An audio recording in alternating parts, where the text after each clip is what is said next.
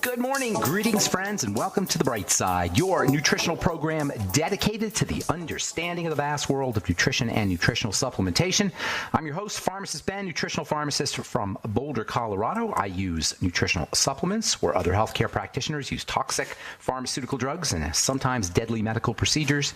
If you suspect that there are natural nutritional roads to your vitality and health and well-being and to addressing your health challenges, whatever they may be, but you don't know where to begin, you have come to the right place. As you listen to The Bright Side every day, you are more and more in control of your body, you are more and more knowledgeable, and you know you can overcome any health challenge.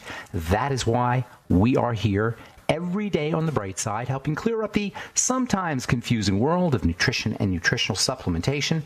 Over the last 32 years of practicing pharmacy, I have seen drug-free recoveries from diabetes, hypertension, obesity, skin diseases like psoriasis, eczema, rosacea, acne, digestive ailments, autoimmune issues of all kinds, recoveries that by the standards of modern medicine can only be called a miracle, but what is in the world of the body, what is in the world of biology, standard operating procedure. Because the human biological system is a healing system, it's a regenerating system, it is designed divinely to heal and renew itself on a moment-to-moment basis, and while some folks may call that a miracle, it really is just the way the body works. If you have questions about health, nutrition, prescription drugs, if you want to wean yourself off your meds and get on a good nutritional supplement program, we are here for you on The Bright Side. We welcome your calls, 844-236-6010. That's 844-236-6010. If you have a comment or success story you'd like to share, questions about ingredients or formulations, 844-236-6010 is our number on The Bright Side. If you want to purchase any of the longevity products you hear advertised or recommended, please go to brightsideben.com, pharmacistben.com, or criticalhealthnews.com. You can order your longevity products right off the websites, brightsideben.com, pharmacistben.com, or criticalhealthnews.com. You can also sign up to join the Bright Side Ben team off our websites. Or you can call 866-735-2470, 866-735-2470 for more information. All right, welcome back to The Bright Side, friends. We have been talking about The Secret Life of Fat. That's the title of a very interesting book. We're not talking about the book, but we've been talking about the mysterious nature of fats. This book, The Secret Life of Fat, The Science Behind the Body's Least Understood Organ and What It Means for You, is a really good read if you're fascinated by fat. Sylvia Terra, PhD, lots of very interesting information about the secret nature of fat. By secret meaning we don't really think about all the things fat does for us. The average person, I bet, thinks just when we think of fat, we just think of energy, or we think of our guts, or our butts, or our hips. We think of the fat on our bodies. But despite fat's somewhat, I guess you could say bad reputation, it has a bad reputation. People more often want to lose fat than gain fat, at least. If that means it's negatively, there's a negative perception that most of us have about fat. Despite that, it's actually associated with longevity. Fat is associated with fertility. Fat is associated with intelligence. Fat is associated with stronger bones. And of course, fat is also associated with energy. There are a lot of good things that fat does for us. It's extremely important stuff. It's a storage form for sugar as energy, but it has a lot of biochemical effects on the body. And so you might, from one point of view, or from one perspective, it's like gasoline reserves. Sugar is like gasoline and fat is like gasoline reserves. So from one perspective, fat is our reserves of energy. But fat is so much more. Probably the most important role, or the most important health-relevant role for fat is when it comes to inflammation. Inflammatory diseases are associated with accumulations in fat. Or more technically, it's actually not fat. I should be more specific here. It's fat cells. A fat cell is like a bubble that holds fat. When we talk about fat, when you hear the word fat, we're talking about substances that are a substance that has varying consistencies, liquid, semi-solid, solid. But when we talk about the activities of fat and the roles of fat, we're not talking about the fat itself, we're talking about the fat cell. The fat cell is one of the most metabolically active cells in the body, and not just for energy. It's the fat cell that is making inflammatory chemicals. It's the fat cell that's making chemicals that help us balance our blood sugar. It's the fat cell that makes our bones stronger. It's the fat cells that are producing substances, hormones that increase fertility or that have a role to play in fertility. It's the fat cells that are active, and the fat cells are activated by fat. The fat cells together form a fat gland. This is something that we've only known about in the last maybe 20 years or so, not even probably. The fat collectively, all the fat cells, I should say, collectively are a gland, like your thyroid gland, or like your adrenal gland, or like your testes. The definition of a gland is a structure that makes hormones. And fat, even though the cells are spread out all over the body, is basically a structure that makes hormones. It's like a structure that's dispersed throughout the body. That's an interesting thing about the body. There are these structures that we don't think of as structures because they're spread out. When we think of a structure like a gland, we think of like a localized unit. But there are structures in the body, excuse me, that function as an organ that they're spread out. Fat is like that. The immune system, by the way, is like that. The immune system is almost like an organ, and it's just spread out everywhere in the body. We've got to start thinking that way, and then it will make sense that when one part of the body is affected, is activated, the entire body is affected. So when a small part of the body is activated, the entire body is affected because it's kind of like an organ that's spread out. The immune system is an organ that's spread out. So if your immune system is messed up in your gut, it's going to show up on your skin. But because we don't think of this immune system as being spread out all over the body, we never make that connection. Although probably if you've been listening to this program, you made that connection because we make it every day here. The relationship between the immune system in the digestive tract and the immune system in the skin, or the immune system everywhere. Once the immune system is activated in one part of the body, it's activated everywhere because it's like an organ. When fat makes inflammatory chemicals, it makes inflammatory chemicals that are going to affect the entire system because it's like an organ that's spread out from the top of our head to the bottom of our feet. So anyway, fat cells play a major, major role in the inflammatory process, and this is one of the and cancer also, by the way. Cancer is largely a fat issue. I'm not going to get into that right now because that's such a deep subject, but we definitely will be talking about it. Cancer is largely an issue of fat and lipids. And this is why losing weight, or losing fat, I should say, shrinking your fat cells, you always have the same amount of fat cells, but your fat cells are enlarging. So shrinking your fat cells, increasing fat burning is so important if you're dealing with an inflammatory disease or if you want to prevent cancer. It's no accident that the most common cancers are cancers that involve the fatty system of the body. Breast cancer, prostate cancer, colon cancer, all the biggies, all the ones that are the most common. Fat cells also make anti-inflammatory chemicals. Fat cells you can consider fat cells to be, I don't want to say the most, but certainly one of the most active and health relevant cells in the body. And they're activated by fat. And where does that fat come from? It comes from food, especially carbs, as in sugar, processed foods, and grains. Sugar, processed foods, and grains are the major ways our fat cells get big. You can also throw in fat, of course.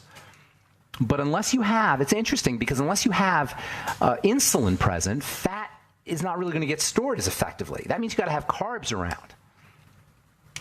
And by the way, this is especially a problem, this whole issue of carbs and processed foods and sugar increasing fat. It's especially a problem for vegans and vegetarians. I was just at a vegan convention yesterday. Almost all the vegan food I saw at this convention was highly processed grains and oils that are heated and manipulated. Really bad foods. I'm not talking about vegetables. Vegetables, now that's obviously, most of our calories should come from vegetables, in my opinion. So vegetables, we need lots and lots of vegetables. But interestingly and ironically, the foods that vegans are subsisting on are highly processed fats and very carbohydrate rich. And there's a very poor case that could be made for the health of these things. Almost all the food I saw at this vegan convention in Broomfield, Colorado yesterday were foods that you do not want to eat from a health perspective. All right, I'm Pharmacist Ben. 844-236-6010 is our number. You're listening to The Bright Side. We'll be back after this.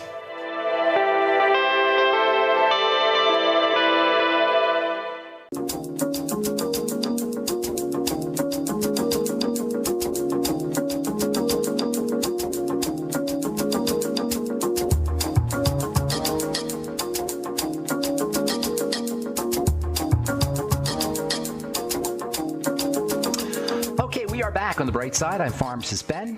844-236-6010 is our number, 844-236-6010. If you have questions about the longevity products, longevity business, our true skin health products, comment or success story, 844-236-6010 is our number. Please check out our websites, brightsideben.com, pharmacistben.com, or criticalhealthnews.com for the longevity products. Also, to join the Brightside Ben team, or you can call 866-735-2470, 866-735-2470.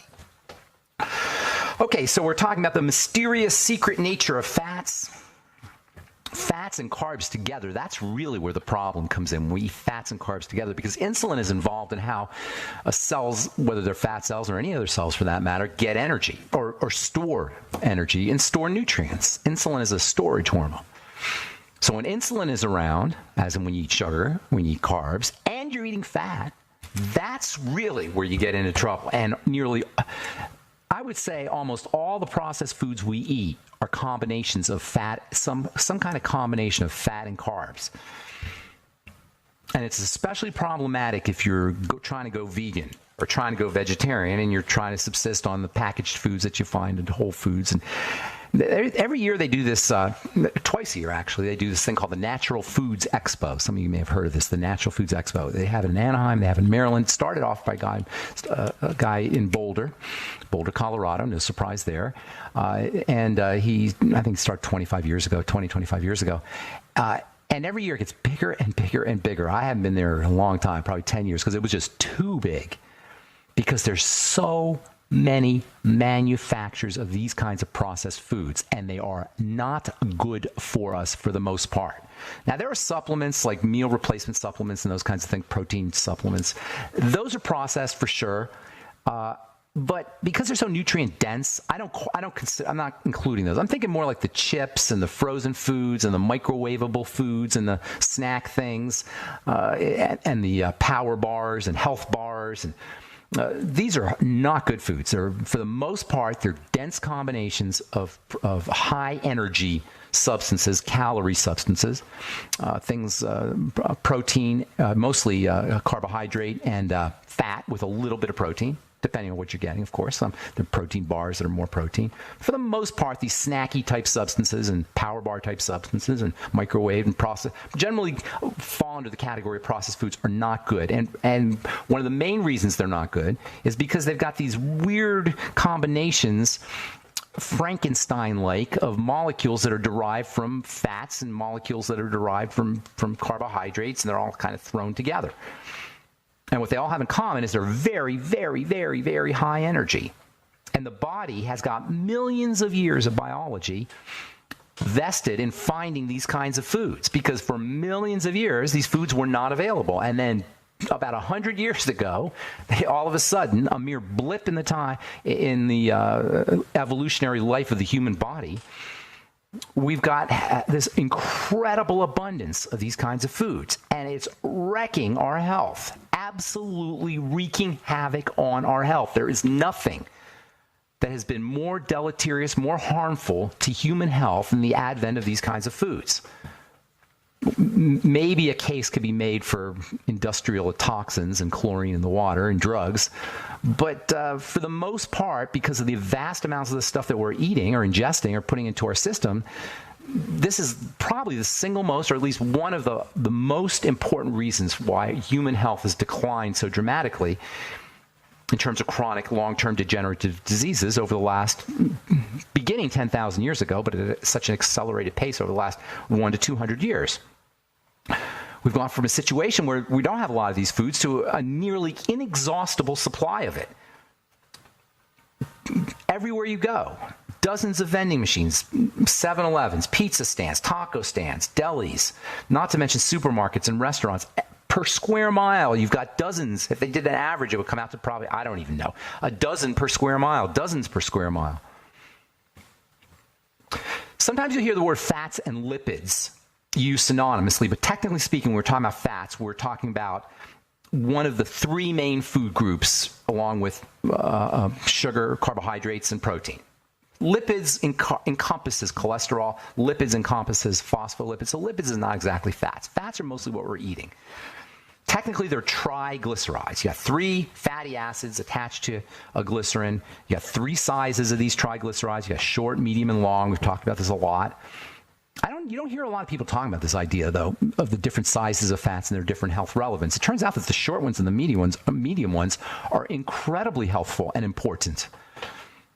The short ones are just, the medium ones are important for sure. The medium ones we've talked about, medium chain triglycerides, they call them.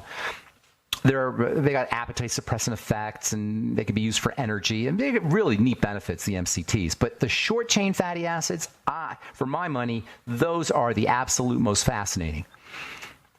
And we're going to cover those. We're going to cover those a lot. They're almost like hormones themselves. They're just powerful, powerful chemicals, these short ones.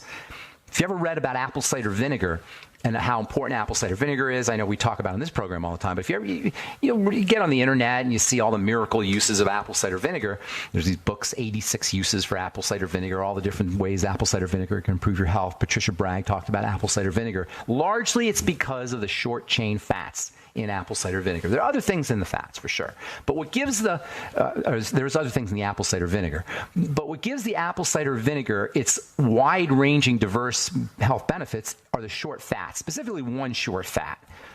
And we're going to talk about these short fats here. I know I talk about it periodically because they're just so fascinating to me, and they're so important for health and so underappreciated. I'll tell you this little tidbit here. The best way to make sure you have enough of these short fats is to eat fiber and take care of your gut, because these short fats are made when bacteria in the gut eat fiber. They digest the fiber. They digest our fiber, and they release these short chain fats. I'll tell you that. So eat fiber and make sure you're working on your microbiome. The medium fats are important for sure. The long ones are the ones I want to spend some time here with, because the long ones are the ones they're the ones most of us think about when we think about fats. The long ones come as unsaturated or saturated. Unsaturated triglyceride, long chain triglycerides are saturated. Saturated, can you think of as a solid or maybe semi-solid, mushy, and the unsaturated ones are typically liquid. The body can make all of the fats it needs. It makes them from sugar. It converts sugar into fat. Sugar gets turned into fat. Some really interesting biochemistry, how that's done. So there's no need for fat. Your body can make fat, with the exception of 2 fats. So all the fats in the body can be made. So you're not going to, as long as you're eating carbohydrates anyway, you're not going to suffer from fat deficiency. But there's 2 that can't be. Those are the essential fatty acids, omega-6 and omega-3. And these are unspeakably important. That's why they're called essential. Well, they're called essential because you can't live without them. But they're like vitamins in the sense that they are deficiency diseases show up when you don't have them, especially involving the skin, the nervous system, and the inflammatory system. When we don't have enough of, or we have the wrong balance of, and that's another very important point that we're going to talk about, these essential fatty acids, inflammatory issues, skin issues, and nervous system, including the brain issues, inevitably result. All right, I'm Pharmacist Ben. 844-236-6010 is our number. We'll be back with your phone calls right now. Okay, we are back on the bright side. I'm Pharmacist Ben. Got lines open, 844-236-6010, 844-236-6010. If you want to sign up to join the Bright Side Ben team for a one-time $25 fee, you can start your own business, be in business for yourself, earn thank you checks associated with spreading the word about how powerful and important a good nutritional supplement program can be. If nutritional supplementation has helped you or a loved one in your life and you want to pay it forward and have a little business while you're doing it, start a business while you're doing it, call 866-735-2470 for more info, or click on the Join the Team link at brightsideben.com, pharmacistben.com, or criticalhealthnews.com. If you want to purchase any of our Truth Skin Health products, please go to truthtreatments.com. We've got a new connective tissue supplement that should be out sometime this week. Our hyaluronic honey and peppermint salicylic cleansers are out, and my blemish repair complex should be out. Should be up. We ran out of it. It should be out for sale again. Up for sale again. I'm getting a lot of letters from you guys wondering when that's coming back out. Hopefully in the next 2 weeks or so. Got a new toner coming out, exfoliating toner. We have a whole bunch of new products coming out. please keep checking back at truthtreatments.com if you're interested. And make sure you take a look at our truth treatments that are up there right now, including our biomimetic mineral mist made with fulvic minerals, plant-derived minerals, so important for plants, and as it turns out, so important for human health, especially for skin health as well. All our Truth Treatment products are up at truthtreatments.com, truthtreatments.com. All right, we'll continue talking more about fat and the importance of fat, specifically the essential fatty acids tomorrow. I discovered the power of the essential fatty acids when I started suggesting them for people who had skin issues. And this was maybe 30 years ago, 35 years ago. We learned about essential fatty acids in pharmacy school, but nobody ever taught us how unbelievably, powerfully, medicinally, and therapeutically valuable they are for all kinds of things, including and especially eczema, psoriasis, dry skin, all skin issues. There's no skin issue, skin health challenge that is not a cry for the body's essential fatty acids. Even if it's an autoimmune kind of condition like psoriasis, you'll still get benefits because of the very, very, very, very important inflammatory and anti-inflammatory role these things play. Skin diseases are inflammatory diseases, as all diseases are. That alone tells you, if you understand that essential fatty acids are the key players in the inflammatory and anti-inflammatory process, and you know that all chronic degenerative diseases are inflammatory in nature, that's all you need to know. Now, it is a little more complicated than that because fats need to be absorbed and assimilated and taken into the blood, and that sometimes doesn't happen as well as it should, especially if you have intestinal problems, Crohn's disease, celiac disease, or you have liver problems or gallbladder issues. So it's not as simple as just taking essential fatty acids. Nonetheless, for most people who have never taken an essential fatty acid supplement, when you get on an EFA supplement, you will notice dramatic, really profound changes in your health, especially for the skin, because that's so noticeable. Dry skin is the body's cry for essential fatty acids. Yes, there's other things that are important, for sure, but still, there's nothing more important than the EFAs when it comes to dry skin. How many people do you know that have dry skin? If I'm doing a presentation and I ask people how many folks out here have dry skin, they invariably, the whole room will raise their hand, and the ones who aren't raising their hand are not being honest, or they're just not raising their hand, because everybody has dry skin.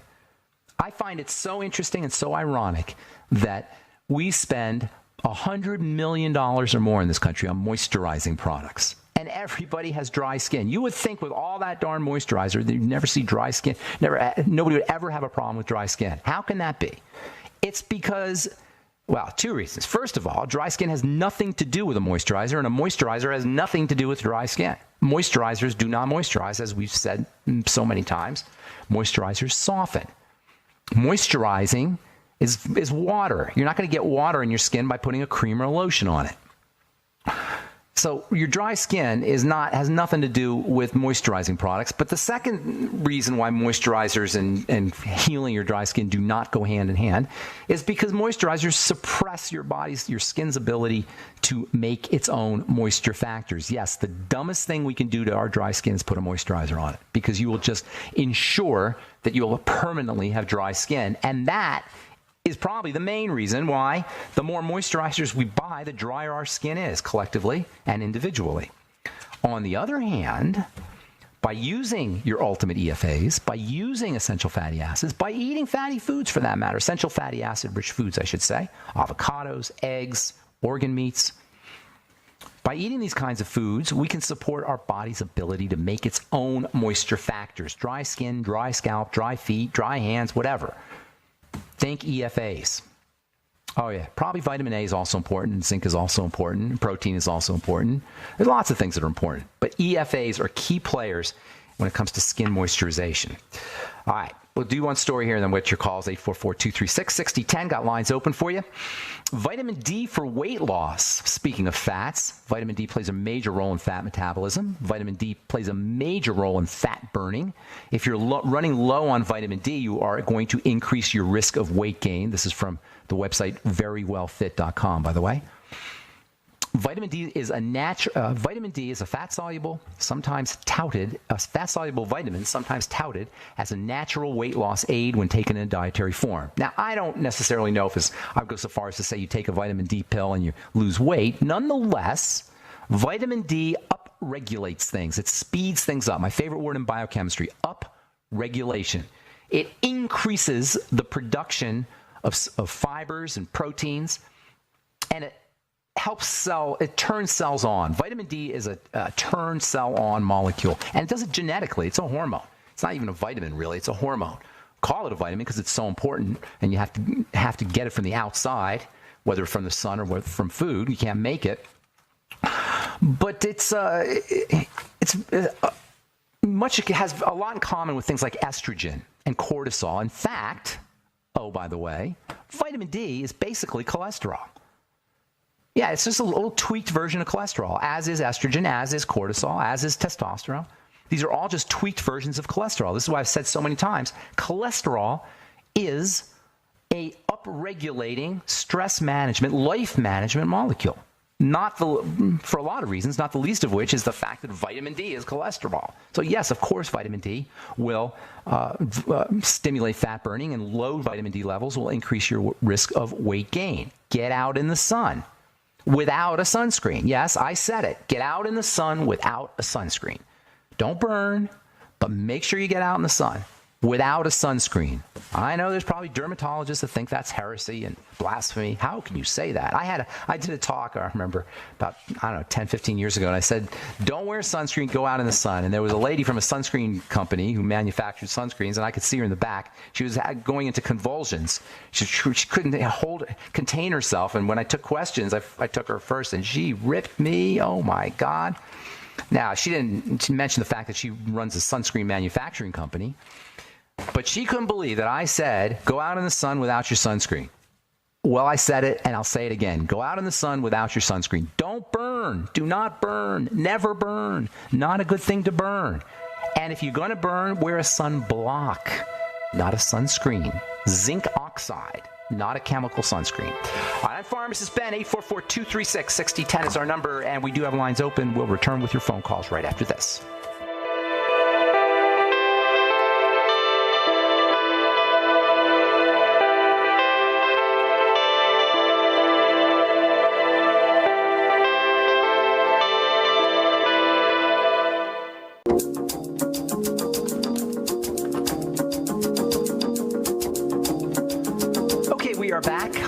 Side. 844-236-6010 is our number, and it's time to hit the phones. Let's go to our friend Carl, the Truth Raider. What's up, Carl? Thanks for holding. What's going on, man? Oh, well, good morning. I hope you're keeping cool. Anyway, talking about a program, as I mentioned in previous shows, ironically means The Bright Side. Okay. It's like a YouTube information site called The Bright Side. Okay. And they were talking about foods to never eat. Okay. And they brought in the subject about eggs. They said never eat eggs? Yeah, I would imagine you would strongly disagree with that. Well, let me hear their logic. What was their logic? They were talking about something about arterial disruption or blockage that was it the cholesterol they were talking about? Something about cholesterol, and then other things that it causes some type of damage. Wow. So, you got to give me a little bit more to go on, but basically that's a bunch of hooey. Okay. There must be. I don't know. It's just a lot of these internet sites are just going by what the general belief is in the mainstream.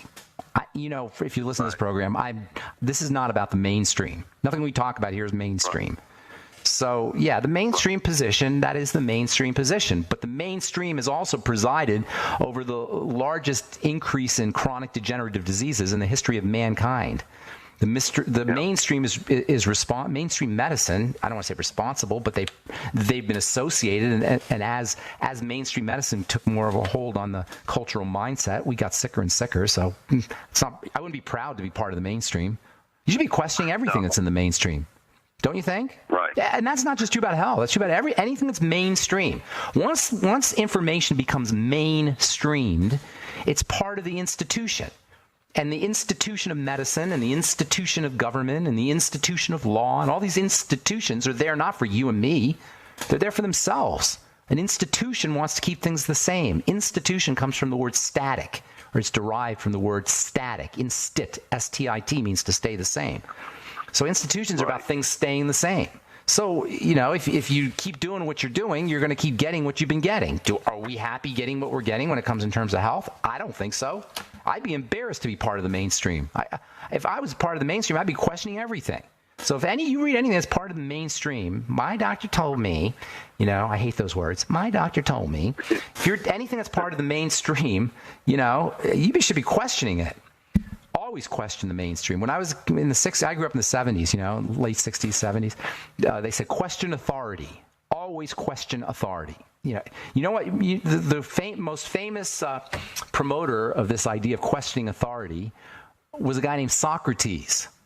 And you know what happened to him? He actually went to the youth. He told the youth to question authority. And Socrates ended up getting killed for corrupting the youth, they said. Did you ever hear that story, Carl, the Truth Raider? Right. Yeah, absolutely. Yeah, I was thinking about that. They made him drink the hemlock for corrupting the youth, for questioning authority. Well, question authority. Maybe not too loudly.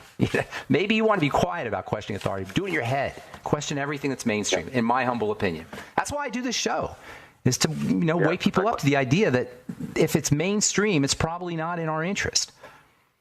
Right. If everybody's doing one thing, you want to be asking why, and do you really want to be doing that? That's just a general rule of thumb, general rule of life, in my opinion. All right, I want to get one more call in. Carl, the Truth Raider. Anything else?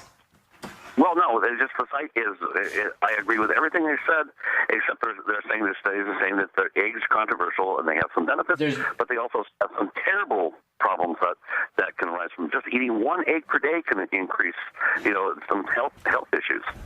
Really?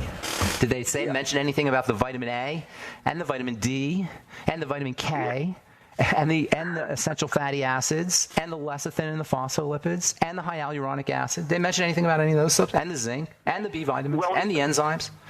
Did they mention any of that stuff? It's vague, but they said there's good benefits in eggs, but then there's some problems where it can cause some problems. Blah, blah, blah. I know, I've heard all that.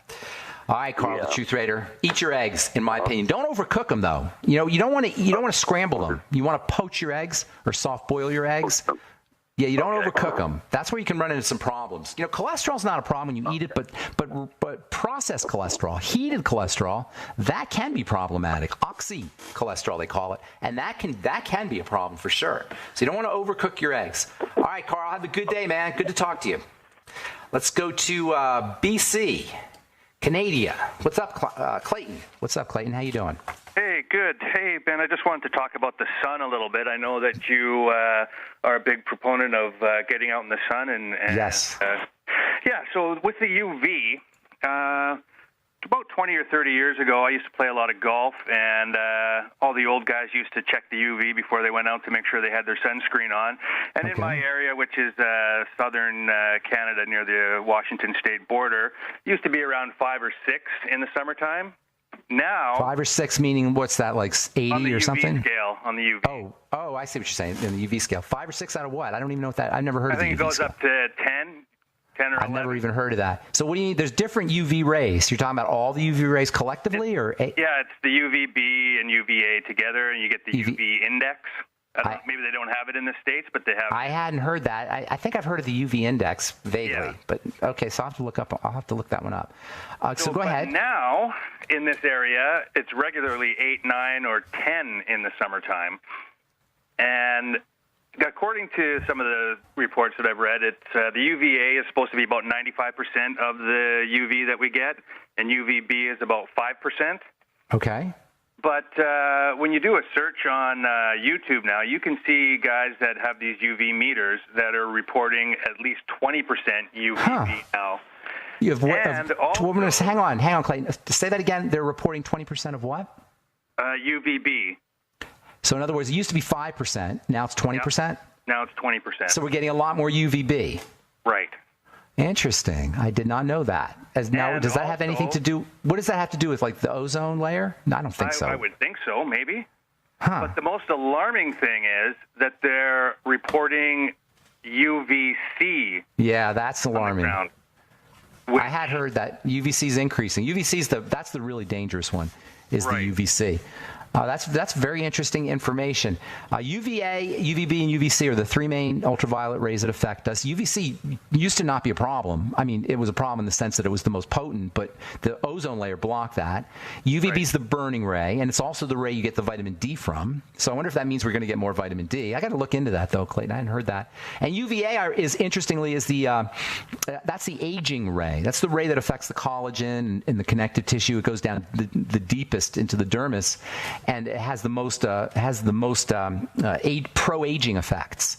And most sunscreens block UVB. They don't block UVA. Although newer ones they're conscious about UVA, so now they're putting things in that block UVA. Problem is the chemicals that block UVA are the most deadly of all the sunscreens, and you can only use those in small amounts, tiny amounts. The UVB blockers are toxic, but a little less toxic. But zinc oxide is the way to go for sure. Look for zinc oxide. Titanium dioxide is second. And then that's pretty much all anybody should use, in my opinion. Zinc oxide and titanium dioxide. Thanks for bringing that up, though. I didn't realize that about the UVB and UVA and UVC. That's definitely troubling. What's the best sunscreen, Clayton? The best sun protection, I should say. The best sun protection? Yeah. I would say clothes or staying out of the sun, I guess. Good. Clothes, probably. Nutrition is the best sun protection. Make sure you're doing your nutrients. Make sure you're doing your fat-soluble nutrients. Make sure you're getting your vitamin C. Make sure you're getting your pigments from vegetables. Iodine, shortcut, anything that helps your eyes protects your eyes from the sun will protect your skin. Go ahead. I'm sorry. I said iodine. Is that a good one? Iodine's always good, not necessarily specifically for the sun, but iodine is definitely a good essential nutrient that we don't get enough of. But no, that's not necessarily going to be a sun one. But phytonutrients are probably the most important. The plant nutrients, the yellows and the reds and the greens, they get deposited in your skin and they'll protect you from the sun. Another neat sun protection supplement that you could take is N-acetylcysteine, NAC, which we've talked about a lot in the past for a lot of things. NAC is not an essential nutrient, but it's an awesome nutrient, and it does have sun protection properties, and it will protect your skin from the sun, and it will also protect your eyes from the sun, and you'll see NAC in a lot of eye nutrients for that reason. It's NAC. I love NAC, and I've loved it for many, many years, and I've taken lots of it for many, many years. Every day I take probably a gram or so every day of N-acetylcysteine. Anything else, buddy? No, that was it. All right. I think I hear the music. Yep, I hear the music. That's it. All right, that's all the time we have for today. Thanks for listening to The Bright Side. Our websites, brightsideben.com, pharmacistben.com, and criticalhealthnews.com for all the longevity products, and truthtreatments.com for all our Truth Skin Health products. Thanks for listening to The Bright Side. I'm Pharmacist Ben. Have a wonderful, beautiful, awesome, spectacular day. We'll talk to y'all later. Bye for now.